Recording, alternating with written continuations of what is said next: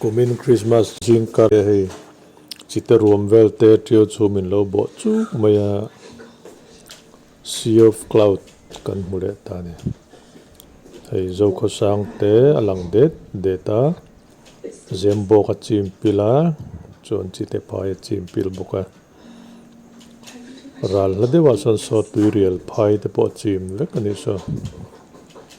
tiang hi Krismas ni taka chu moi danglam tak mai kan hule thaya lomom le mai heng te hi ni ron tlang sang dewanga ron pananga chum te hi ron pananga ron bo le du mai do ni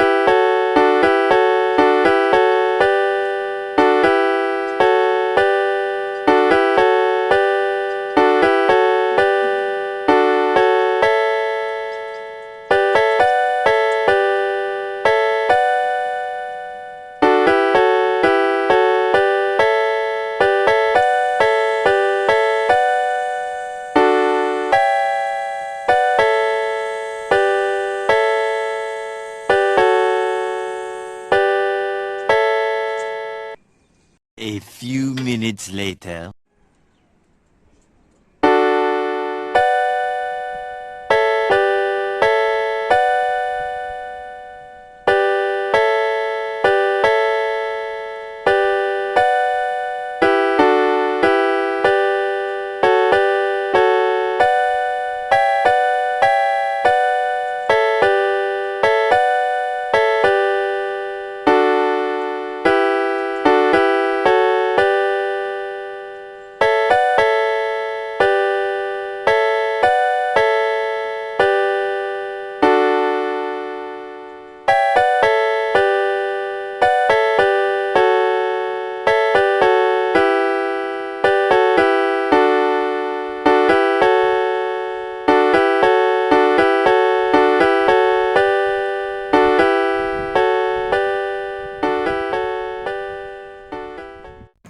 kan video te lo thlir sa ban kan lom le ni kan channel hi lo subscribe sa ve ula la subscribe lo te khan chuna thei angin min lo share dar sak ve don nia kan lo me